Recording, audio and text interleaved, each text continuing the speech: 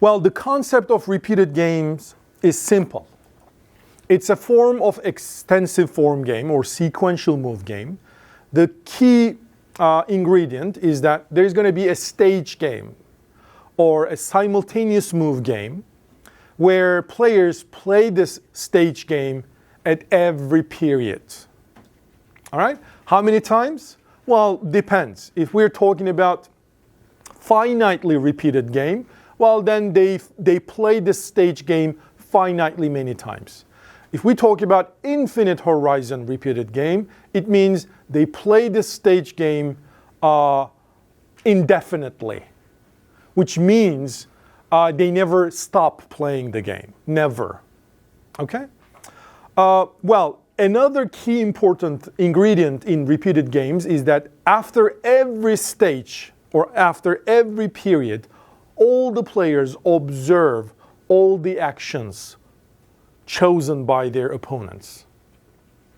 So this is not a perfect information game because the simultaneous move game, the stage game, you don't know what your opponent's actions will be when you choose your action. However, you observe all your opponent's previous period's actions. All right? So, in that sense, the repeated games are imperfect information games. I mean, there will be some information sets. Well, we usually ask for subgame perfect Nash equilibrium of repeated games because Nash equilibrium doesn't really cut, especially if the game is infinite horizon. So subgame perfect Nash equilibrium, remember, it's a restriction of Nash equilibrium. We have folk theorems, and the folk theorems is somewhat bad news because folk theorems basically says almost anything can be equilibrium. If we're talking about infinite horizon repeated games. For finite horizon repeated games, we don't have folk theorems. And in fact, for finite horizon repeated games, the only subgame perfect Nash equilibrium is going to be the one that the players repeatedly play the Nash stage game Nash equilibrium. For example, if we consider Prisoner's Dilemma game, remember defect is the only Nash of the simultaneous move game or the stage game. I'm going to call it stage game. So if the players play the Prisoner's Dilemma 10 periods, the only SPNE is going to be repeating the same Nash, I mean defect, in every period. That would be the only subgame perfect Nash. However, when the horizon is infinite, meaning if the players believe or conjecture that the game will never end, well then things become completely different. How so? Well, defect, the proto-inferior outcome can be SPNE, can be supported as a subgame perfect Nash, but cooperation can also be supported as an SPNE. So cooperation is one extreme, which is the proto-superior than the defect. So the cooperation is one extreme and it can be supported as an equilibrium, subgame perfect Nash equilibrium. Defect is by default because it's every Nash equilibrium, repeating the Nash equilibrium every period, it's always a subgame perfect Nash equilibrium in any repeated game. So the defect can always be supported as a Nash equilibrium, subgame perfect Nash, and everything in between. I mean, sometimes cooperate, sometimes defect. So a bunch of different behaviors can also be supported as an equilibrium. So in that sense, folk theorems are a bit negative results because everything is supportable. So our predictive power is actually very reduced when we talk about infinite horizon repeated games. There is, however, one important thing that you should consider or keep in mind is all those subgame perfect Nash equilibria are equilibrium under some conditions, obviously. One of them, the strategy, the exact strategy players play matters. I mean, not all strategies are going to lead to cooperation. And the second most important thing, probably the most important thing, is that the discount factor. The players should discount the future, but they should be very patient. All right? So what does that mean? That means when we talk about repeated games, the payoff structure we assume is the following. So there's going to be period. Some textbooks start from period 0. Sometimes we start with period 1, depending on the notation you use. So in period 0, you play a stage game, prisoner's dilemma. You choose cooperate or defect. Same for your opponent. And then period 1, we observe period 0 actions, and then again choose cooperate or defect. The game doesn't change. It's still prisoner's dilemma, but we play it 2 times, at least twice. And then period 2, you play it for the 3rd time, and so on. All right? So it goes on and on and on. If it is finite, as I said, it's going to stop at some point, say T100. And everybody knows that. And if it is infinite, that means it will never stop. Obviously, infinity is something conceptually hard to understand and grasp, right? I mean, what does infinite really mean? It's not something that exists. It's just a concept that there is no ending. Okay? And obviously, again, still, something which doesn't end is conceptually hard to understand because everything has an end, right? I mean, nobody lives forever. Who wants to live forever, right? Queen asks. Well, what is the payoff, right? The payoff matters because whenever we talk about games, 3 things matter. The players, the strategies or the actions, and the payoff structure. So the actions are simple. At every period, you're going to choose cooperate or defect. All right? Players, 2 players. What about the payoffs? Well, again, the payoffs, we can assume they're going to play the prisoner's dilemma game, cooperate, defect, 2-2, 0-3, 3-0, 1-1. Don't forget, these 2s do not reflect the number of years in prison. They're just payoffs, okay? So this is just 1 period payoff, though. So let's say in period 0, you played C, I played C, so we cooperated. Does that mean I'm going to get 2 today? Yes. Okay. Tomorrow in period 1, we again play cooperate. Does that mean I'm going to get another 2? Oh, yes. In period 2, we're going to play and again cooperate, let's say. Does that mean another 2? Yes.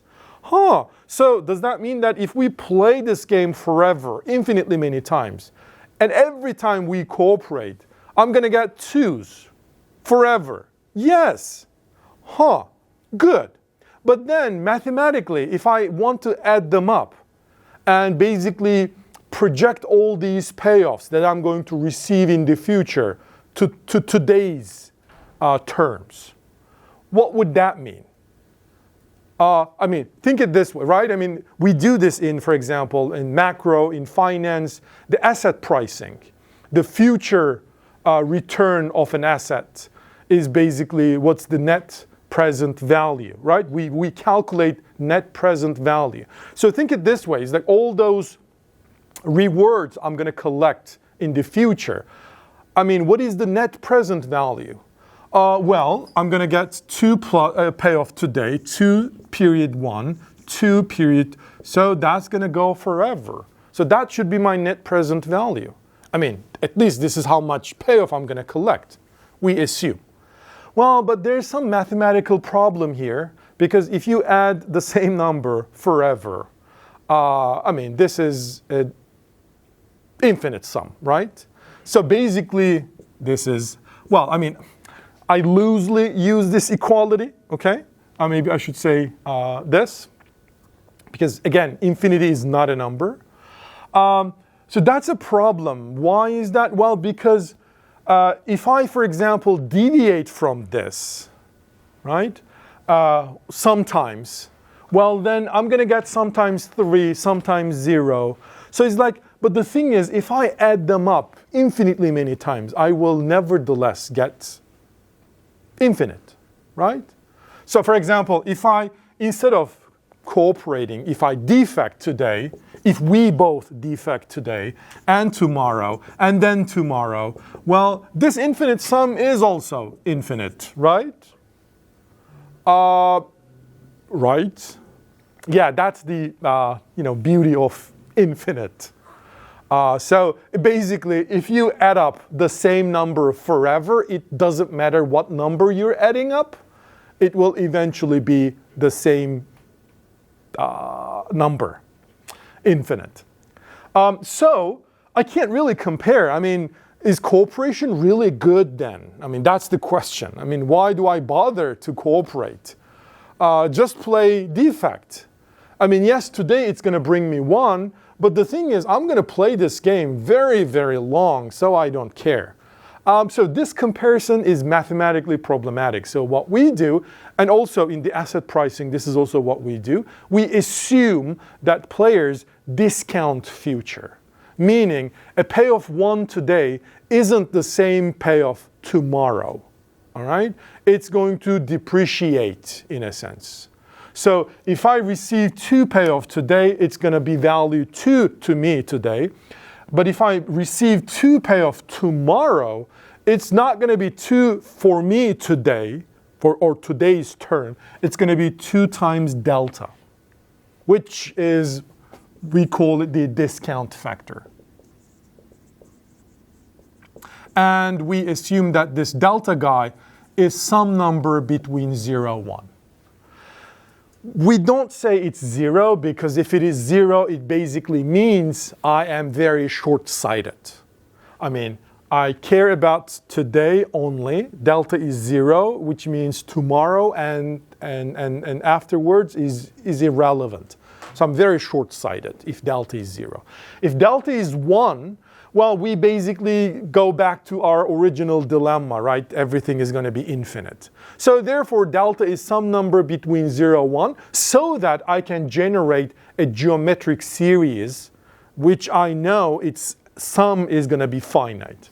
Oh, by the way, if it is 2 delta tomorrow, in period 2, 2 payoff is going to be 2 times delta to the power 2, 2 times delta to the power 3, and so on and so forth. And same for here. It's like instead of 1, it's going to be 1 times delta squared, 1 times delta cubed, and so on and so forth. I spend, I don't know how much, but at least 10 minutes or so just to explain the idea behind this delta thing. So I'm going to not repeat myself. But in repeated games, delta, the discount factor, is very important. That's the bottom line. And so remember, my starting point was everything is equilibrium, I mean SP&E, but under certain conditions, and one condition is that the delta should be high enough. So the player is patient enough. The delta, as delta gets closer to 1, we say player is patient, or more patient. Because consider the extreme case where delta is equal to 1. Whether you receive the payoff today or tomorrow or 100 period later, doesn't matter. Because you're perfectly patient. All right? So, but if delta is, for example, getting closer to 0, you're incredibly impatient, right? For example, if delta is 0, another extreme, the only thing you care is today. You don't care about tomorrow. So you're incredibly impatient in that sense. So delta is basically how patient the player is. And for simplicity, most of the times we assume that all the players have the same discount factor. Again, this is just for simplicity. I mean, the entire theory could work even if the players have different deltas. So for simple game like Prisoner's Dilemma, cooperate, and 2-2 payoff can be supported every period, as an SP&E, if delta is high enough. Although, it cannot be supported as a Nash equilibrium of this stage game, right? So how is this possible?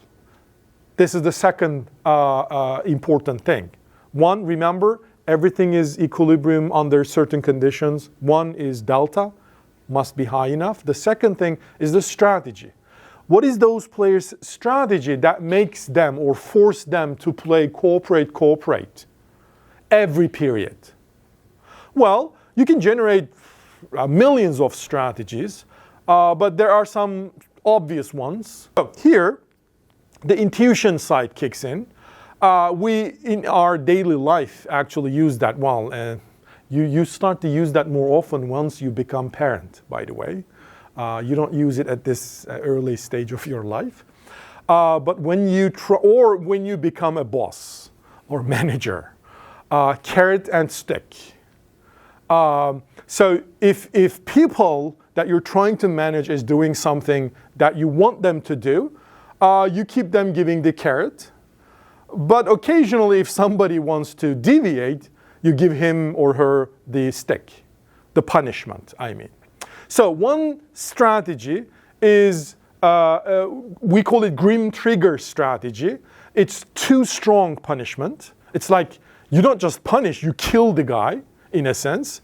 But you can relax the punishments. It's a simple strategy, though. So what is the grim trigger strategy? Oh, by the way, because especially the infinite horizon games, repeated games, they're going to be like infinitely many information sets and subgames. And so drawing the game tree is impossible. I mean, even if the game is a twice repeated game, drawing the game tree is a challenge because there's going to be a lot of subgames. For Prisoner's Dilemma, maybe not, but for many other games there will be. So what we do not really write the strategies as we usually do, like the vectors. Instead, we verbally state them. So grim trigger strategy, for example, would be the following. Each player starts with cooperation, right? So in period 0, you're going to cooperate, I'm going to cooperate. That's how we are supposed to start, begin to the game, okay? And then play C as long as no deviation in earlier periods. Remember, players can perfectly observe their opponent's actions in the previous rounds. So when you choose your action C or D, you don't know what your opponent will choose because the game is simultaneous, the stage game. But once the period is over, say period 0, in period 1 or before we move on to period 1, I'm going to observe what you played. Okay? So let's say we played C and C. We both cooperated, so we've been nice to each other. According to that strategy, we will again cooperate in the next period, and then the next period, and then the next period. However, if you or me happen to decide deviate, well, then what's going to happen? My opponent is going to observe the rest, the history, right? And so after that point, meaning once a player deviates, if a player ever deviates and play D, obviously. I mean, here deviation is simple, right? You either play C or D. And we're talking about playing C, so deviation means you play D, defect. So if a player ever deviates and play D, well then both players will play D forever. So it's a very strong punishment. So here cooperation is being nice because it's a high payoff, not only for you, but also for me. Remember, cooperate is pedo-optimal in comparison to defect. In comparison to any other payoffs in this game. It's the highest total payoff we can get in this game. Obviously, as an individual, you prefer to get 3 rather than 2, and for that reason, corporate is not a Nash equilibrium. But the thing is, the nice thing is here is that I'm doing something nice, not just to myself, but to you as well. So let's act nicely. So that's the carrot. And as long as we play nice, we will continue playing nice. However, if somebody deviates and gets 3 payoff, right? I mean, I cooperate, and all of a sudden I realize that you defected. I mean, you deviated. So you get 3, I get 0. Well, in that case, and after that, I mean, I and you will play defect forever. All right? So that's a strong punishment. Question is, can this be supported as a subgame perfect Nash equilibrium of this game? The answer is yes. So here, one important thing is to check whether a strategy is subgame perfect Nash or not, is a property that we call one deviation property.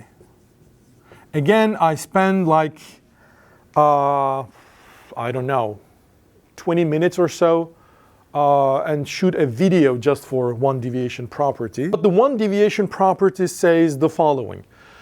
If you want to check whether a strategy is subgame perfect Nash equilibrium or not in any extensive form game, what you should do is to focus on one period at a time and fix all the other strategies everywhere else. All right? So all the players' strategies are fixed in all the other periods, before and after that period. And then in that period, you should ask yourself the following question. According to those strategies, a player is supposed to play this action in this specific period. Given the others' strategies, is this a best response? Given the others' strategies in this stage, and again, for the rest of the game, it's fixed. So, is this action in that particular period, is it a best response or not? That's the only thing you should worry about. You fix everything else. So, I mean, none of you guys are surgeons here, me neither, but I watch a lot of movies about a surgeon. So think it this way, it's like I'm going to make an operation, but what I do, I don't cut the entire body all the way. It's like I just basically open a small hole, all right, and work on this hole. Or, I don't know, in this neighborhood. Think it this way. I don't know, maybe it's a weird example. All of a sudden, it felt weird. So here, this small opening is the stage game itself. All right, so I fix everything else. All right, and so I just look at this stage game, and is this the best response for my opponent? Well, here, you're going to say, well, how is this different than standard Nash equilibrium, right? Well, you are supposed to do this for every period. All right, one thing. And then the second thing, here, because this is a repeated game, a deviation in this period is going to trigger different parts of those strategies afterwards. So for that reason, when you calculate the continuation payoffs, I mean the payoffs that will follow after that period, is going to be different depending. For example, here, remember, if you look at this strategy, it says, don't do anything weird, just cooperate.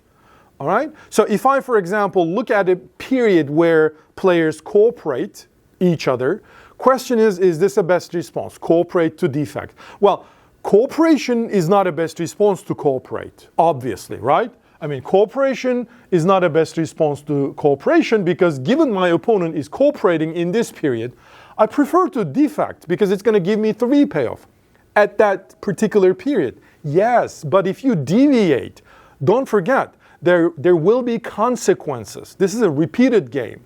And the consequences are, at least one of them, is that you're going to stuck to defect forever. So you should take this into account as well. All right? Yeah, that's it. That's all about one deviation property. I think it wasn't that complicated, was it? Yeah. Okay. So let's check then. Well, here, one complication maybe is like there are infinitely many periods, right? I mean, I can't check infinitely many periods. Yeah, nice thing about those strategies is that you don't really need to check infinitely many periods. There are actually two periods that you should be checking. What are they? Well, one in which players actually are supposed to play CC, and the other one is in which players are supposed to play DD. Because according to those strategies, these players are not expected to play anything else. Here, we're going to look at, periods and see if players are best responding on that particular period. But does it matter whether this period is period 0 or period 100 or period 1000? No, it doesn't matter. What matters is what actions or strategies are these players will be playing at this particular period and afterwards. That's all it matters. Well, you may say, why? I mean, deviation in period 0 should be different than deviation in period 100 because, right? I mean, I don't know. It's like one is happening at the very beginning of the game. The other one is happening like 100 periods later. Things should be different. Well, that's kind of the technical reason is that this game is an infinite horizon. So once the game is played, bygone is bygone. The rest, I mean, right? The previous history doesn't really matter. What matters for the players is the future, what's going to happen next. And because the game is infinite horizon, whether you're in period 0 or period 100, the future looks exactly the same. The future of the game. I'm not talking about the strategies. The game, remember, is repeating Prisoner's Dilemma over and over and over and over again. So when I look at this game, this extensive form game in period 0, I'm going to see that, there's a game in front of me where I will keep choosing C or D forever. When I look back again in period 100, what I'm going to see is exactly the same thing. I'm going to choose C or D forever. Strategies may be different. I'm not talking about strategies. I'm talking about the game itself. So the structure of the game is the same. We call those as stationary game. The game doesn't change through time.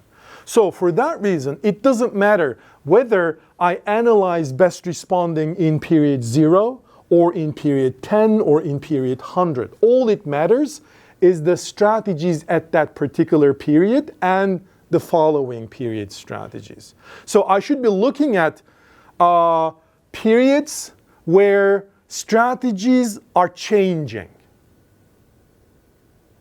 So let's give it a break and then I will sort of connect it to this CD business. So let's check that, or let's show, or let's talk about how we show that a strategy like this is an SPNE. Well, here, there are two periods, but when I say period, quote unquote, I don't mean the time period, but I mean in terms of strategies. There are two periods that we should focus on. One of them is that the players play CC, and the question I'm going to ask is playing C best response to your opponent playing C? And then the other period that I should be worried about is the DD. All right? So is D best response to other player playing D? These are the only two periods I should consider. And I'll explain later why. All right? So first thing first, what about DD? Is that a best response? Well, playing Nash equilibrium at any stage is always a best response. All right? But let's sort of formally do it. You don't really have to do it, but this is the very first time we're doing it, so let's do it. So so let's take one player. Normally we have to do it for all players, right? But here we have two players, but I'm gonna only do it for one player only because the game is symmetric. The payoffs, I mean, the symmetric. The strategy is symmetric. So, I mean, there's nothing specific for players. Like player one should play this and this and this if that happens. So in that sense, it is a symmetric strategy. So it's okay if you just do this analysis for one player only, because everything, by the way, we also assume that the player's discount factor is also the same. Right? So it's okay to do it for one player only. Well, if player one plays D, so I'm going to call it U1, no deviation. All right? What is the payoff of player one if he does not deviate? His payoff, including that period, and for the rest of the game, obviously. All right? Well, what period is this? Is this period 10, 100, 1,000? I don't know. But again, remember, I talked about this. It doesn't matter what period. I mean, the time period doesn't matter. So we can always assume as if it is period 0. It's a normalization of payoffs. Okay? I can talk a bit more about this after I finish all. Just remind me if it is not clear. Okay? So, if player one does not deviate, today he is playing D, given that, remember, we're checking always Nash, like fixing everything, all the other strategies is playing D, my best response. So, what is his payoff if he plays D? 1 today. Well, according to those strategies, remember, if a player ever deviates and play D, they are going to play D forever. So that means for the rest of the game, they will play D forever. Remember, that's something that we fix, we don't change. So that means he's going to get one next period, another one 2 periods later, and so on. So this is basically what we call a geometric series, right? 1 plus delta square plus delta cube plus etc. And we know that because delta is a number between 0 and 1, this geometric series is equal to 1 divided by 1 minus delta. Okay? That's a mathematical thing that we know. I assume we know, at least. Okay. Well, what if player 1 deviates? So U1 deviate, I call it this way, U1 deviate. Well, here, he's supposed to play D, but obviously he can play C. Well, if he plays C, given that his opponent is playing D in that particular period, he's going to get 0 today. All right, plus, what is he going to get next period? Don't forget the strategies we're considering. Because they played D, right? I mean, one player played D, they're going to keep playing D forever. So they're going to get one, he's going to get one next period, another one 2 periods later, and so on. So what is this equal to? It doesn't matter. Just take the delta parentheses, it's going to be 1 delta square, and so on, right? So therefore, this is equal to delta to the power, delta divided by 1 minus delta. Sometimes you don't really need to sum them up because you have to compare this thing with this thing. And obviously this is higher because you are starting with 1. And then delta square, delta square, it's the same. So they're going to cancel out. And so 1 is higher than 0. So you know what? No deviation payoff is strictly better than deviation payoff. So whenever it is the DD period, let's call it that way, player 1 will actually prefer to play D. Same for player 2. Hence, there's going to be no deviation here. So this subgame, in a sense, whenever one of the players deviates, playing DD forever is a Nash equilibrium, all right, in all those subgames.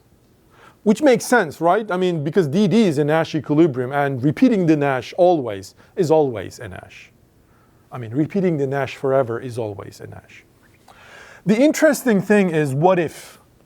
What happens at this period where they play CC? Do they have incentive to deviate? Oh, yes, they do.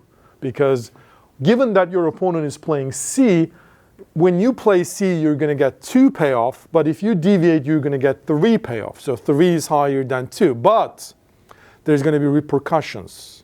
Next period, there's going to be punishment. And in fact, forever. So you have to bring all that up and calculate the net present value and see whether my deviation payoff is better than or less than no deviation payoff. So I'm going to do the same thing, U1, no deviation. But don't forget, here, I mean, this thing and this thing are not the same because the starting point here is that no deviation from CC. And this is no deviation from DD, okay? So be careful about that. So if I don't, as player 1, if I don't deviate, I'm going to get 2 payoff today. And remember, according to the strategies, we stick to the strategies. Only look at today's deviation. And here there's no deviation. So we're going to continue playing CC forever, according to this strategy. So it's going to be 2 delta next period, 2 delta square, 2 periods afterwards, and so on. So that's basically in a 2 parentheses, 1 plus delta square plus plus plus. And so this is again geometric series. It's equal to 2 divided by 1 minus delta. Okay. Now, what if I deviate? Deviate only at that period.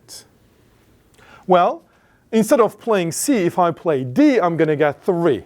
I'm going to enjoy 3, but only for today.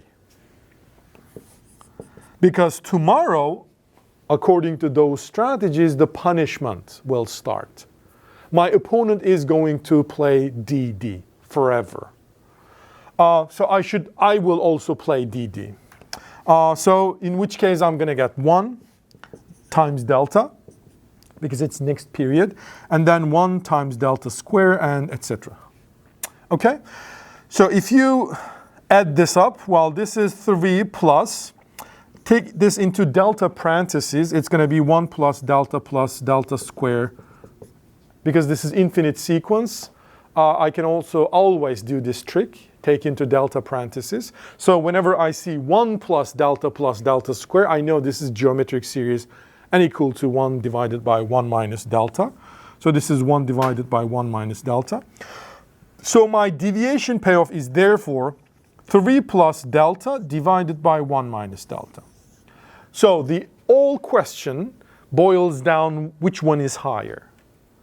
For this strategy to be SPNE, this payoff must be higher than no deviation payoff must be higher than deviation payoff, so that I best response. So that means, let me continue here.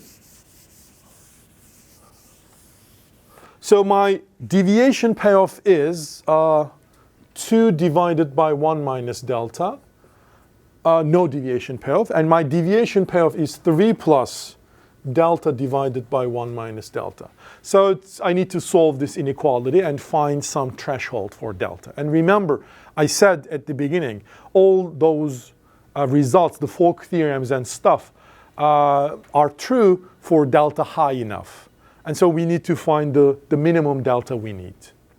And in fact, almost all repeated game questions, you will do the same thing. Find the minimum delta you need.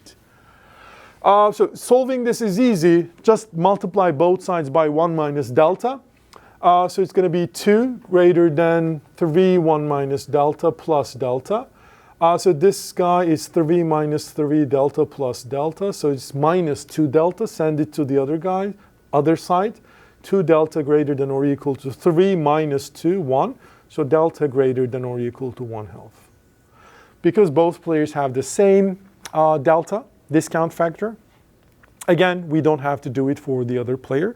That means as long as delta is high enough, which is greater than 1/2, this strategy is therefore subgame perfect Nash equilibrium strategy of this game. Meaning, cooperation is a best response to your opponent's strategy because, yes, getting 3 payoff today is appealing, but the punishment, meaning getting 1 forever, is too strong because I am patient enough. So yes, if I deviate, I'm going to get 3 today, but I'm going to reduce my continuation payoff. So because my delta is high, I am patient, I prefer not to deviate. And basically, whenever my opponent chooses C, I will also choose C. I will best response him. Hence, those strategies form Nash equilibrium at every sub-game. Okay? 2 things that I wanted to underline. One, I said you can start all these calculations as if it is period 0. Remember? Well, why is that so? I mean, let's suppose this is, DD or CC, doesn't matter. That period happens at some t, capital T, right? Greater than or equal to 0. Any. Well, what is the payoff of the players? U1 no deviation, U1 deviation payoffs. What will be the payoffs? Well, I am going to calculate net present value of all those payoffs, but I am calculating all those payoffs from the point of view of what? Period 0, let's say. Okay, so what does that mean? That means U1, no deviation. I'm doing this CC part, all right? Is going to be what? 2 in period capital T. So that means 2 times delta to the power T. So getting payoff 2 in period T is not $2 or 2 units today. It's 2 times delta to the power. Remember, I hate myself when I erase things that I want to use later. Remember, in period 0, it was 2. In period 1, 2 times delta. In period 2, it was 2 times delta to the power 2. So that's the logic. Well, what's going to be my next period? It's not going to be 2 times delta. It's going to be 2 times delta to the power t. So that means 2 delta to the power t minus 1, 2 delta to the power t plus 2, and so on. Well, that is in fact nothing but taking 2 delta to the t parentheses, 2 plus 2 delta plus 2 delta square. And summation goes forever. So this part and this part are exactly the same thing. It's just I multiplied by delta to the power t. But you know what? When I calculate U1 deviation, I'll do the same thing. So it's going to be delta to the power t, parentheses, 3 plus delta square plus, etc. So because this delta guy is positive, I'm just going to cancel them out when I make this comparison. So basically, it's going to boil down to this inequality again, whatever this capital T is. Okay? So for that reason, it doesn't matter whether you calculate those payoffs or it doesn't matter whether you do these calculations for period 0 or 5 or 100. You can always normalize it and calculate them as if it's happening in period 0. That's the reason. The second thing I wanted to underline is here we checked only 2 periods where they play DD or they play CC. But we never checked CD, a period where they play C and D.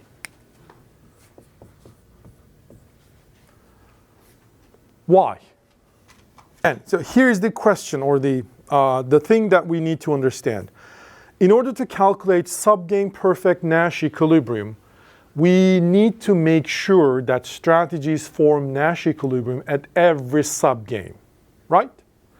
We did verify this for all the subgames that start with DD and start with CC. My question is, We did not yet do this analysis for all the subgames that start with CD. These are subgames, right, which may occur, but we never verified if those strategies form a Nash equilibrium following those subgames or not. Should we check that? That's the question. We consider CC because this is how the game is supposed to start, right? So that part is obvious. Agree? And we should definitely look at the CC case. For sure. All right. Well, then the second case we should look at is the DD, because if anybody deviates, and plays some weird things, well then, it could happen. But the thing is, the strategy, what does strategy tells them to do? It tells them to play DD. So therefore, I should look at the DDs and the rest, not the CDs or the DC. Is that any better? Let me try to make my point with another example. This is the stage game we will be playing. And for purposes hopefully become clearer later, I'm going to give each player 3 strategies this time. ABC, ABC. Forget about the payoffs for now because it's irrelevant. So the strategies are, let's assume, kind of the same strategies, Grim Trigger. I mean, start with AA and play forever AA. But if anybody ever deviates and play different than A, doesn't matter where you deviated, then play CC forever. Okay? So the same structure in a sense, just the set of actions are larger. Well, here, how many subgames or sort of analysis like this we should do? Again, 2. 1,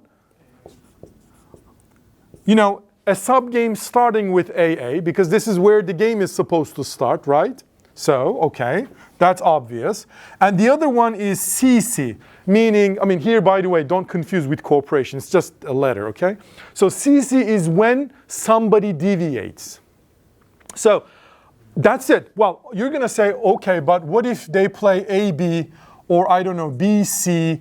Like, there's a bunch of other potential outcomes, right? One of the guy may deviate. Well, actually, both of them may deviate. BB, right? They all happen. Could happen. But these are sort of the byproducts of deviation. The strategy says, that strategy never says play AB. It only says if you ever played AB or observed AB, then do this. For that reason, we do not consider this subgame AB because the strategy never told them to play AB. All right? So if AB happens, well, we know the game is going to transform into CC phase. And so we should analyze this. AB is not supposed to happen. It may happen, yeah, fine. But the thing is, whether it happens or not is going to be verified when we check AA case. Well, you may say, what about BB? Well, BB is another weird point where both players deviate. And again, we don't really care about the strategy never tell those players to play BB. So therefore, you cannot judge whether this strategy is best response or not to each other because it never proposes BB to those guys. You see what I mean? So if the outcome is ever BB, it is something that these guys did because they didn't obey the strategy. So therefore, we cannot judge whether this strategy is optimal or not because it never told them to play BB. They're doing something completely off. Okay, any better? Hope so. Yeah. So remember, S1 star, S2 star. Let's assume 2 players. So this strategy is Nash equilibrium. What does that mean? That means UI, S1 star, S2 star is greater than or equal to U1, let's focus on player 1, U1, S1, S2 star for every S1 in the strategy set of player 1. Remember? So this is what, and this must hold also for player 2. So this is Nash equilibrium. So here, in fact, I have a strategy. This is no deviation payoff. And this is the deviation payoff. So I'm not really using all of a sudden completely different equilibrium concept. I'm using the same Nash equilibrium and best responding. It's just because of the context. I call it no deviation versus deviation. But in fact, this comes from the definition itself. So given the strategy, I can always interpret this inequality as no deviation payoff must be greater than or equal to. I mean, it doesn't have to be strictly, because I'm not talking about strict dominance or anything. It's just Nash equilibrium or best response. Again, very good question. Thank you.